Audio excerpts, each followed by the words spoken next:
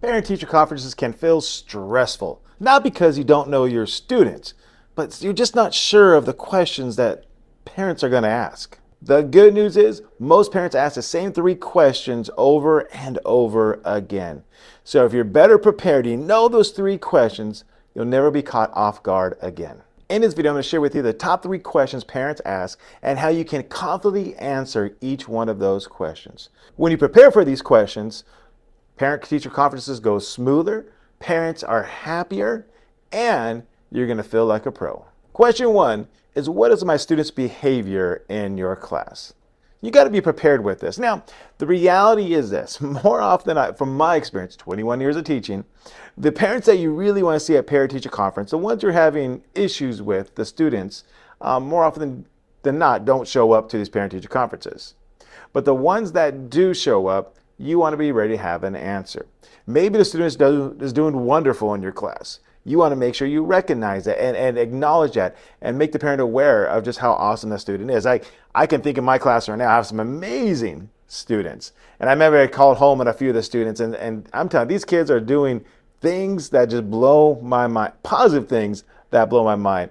The discussions we have in the classroom, when I learn about extracurricular activities they're doing, there's some amazing young adults coming up. But for the students that seem to be giving you a little bit of headache, you want to make sure you have an answer prepared for those parents. So my advice to you is this. First of all, when a parent asks, how's my child in your class? If they're doing great, share openly exactly what the students are doing great in your class.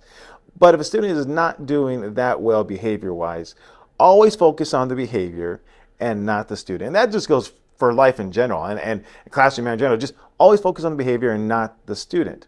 And so if a student's not doing well in class, you want to make sure you have an answer. And here's the best thing about it.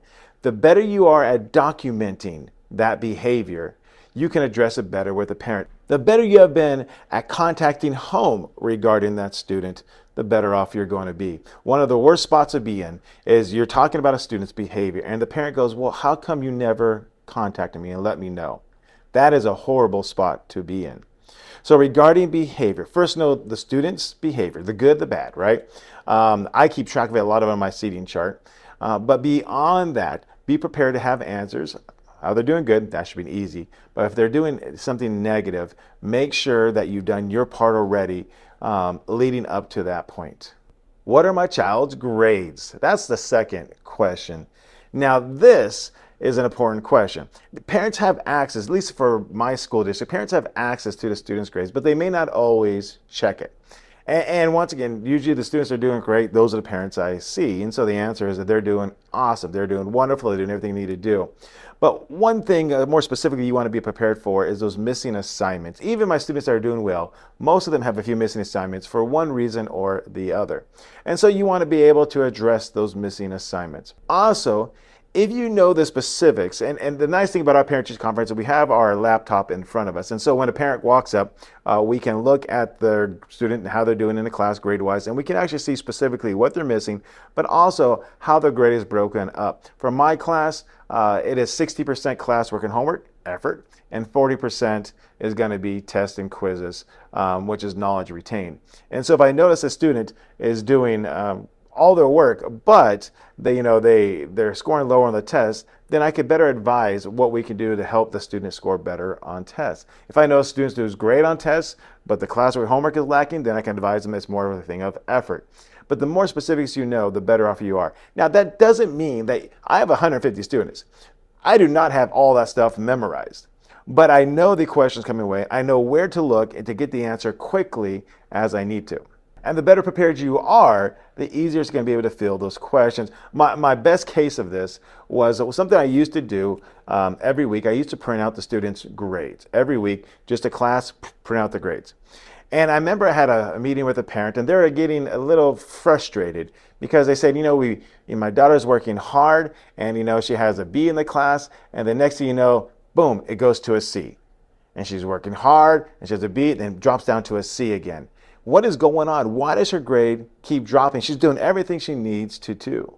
And then what I was able to do, because I was prepared, and honestly, you have to do this, and to be honest, I don't do this anymore because of the effort, but when I was doing it, I was able to look back week by week at that student's grades. And what I noticed is she kept getting her grade, kept dropping down because she was scoring low on the test. So she would have a B, and then she'd take the test, and it would drop down to a C. And then she worked a little bit more, back to a B, and the parent's happy, then boom, another test drops down to a C. And so I was able to advise the teacher that the reason her grade keeps dropping is not because of anything I'm doing wrong, it's because she's scoring low on the tests. And so a parent cannot be upset at you if you have the documentation, if you're showing the evidence and you see the pattern and you're able to explain it well. Your parent-teacher conference is going to go much, much better. And the third question you got to be ready for is this: what can my child do to bring up their grade in your class? So you got to have a plan for this. So you have to have a plan, because if a parent's there, taking the time and effort to be there, and they're willing to work with their son or daughter, you want to do your part and make sure you have a plan to bring that grade up. And so for me, I'll tell you my plan, but once again, you got to develop your own thing, your own system, and your own thing that you can do to help get that grade up. But for me, I always offer extra credit. And so if a parent comes and their student's grade is a little low, I can say they can always do extra credit. Or if I say the next test coming up is going to be in 1 week, here's the study guide for the test. If they ace the test, that'll bring their grade up as well. But you want to have a plan available and actually have something physically that you can hand to the parent. Maybe it's the study guide, maybe it's directions on how to do extra credit, something you can physically hand to them. That way when the parent leaves that conference, they have a plan, they know the plan of action, and they know what they can have their son or daughter work on to get their grade up. So you got to have an answer to that question: what can my son or daughter do to bring their grade up? So keep those 3 things in mind.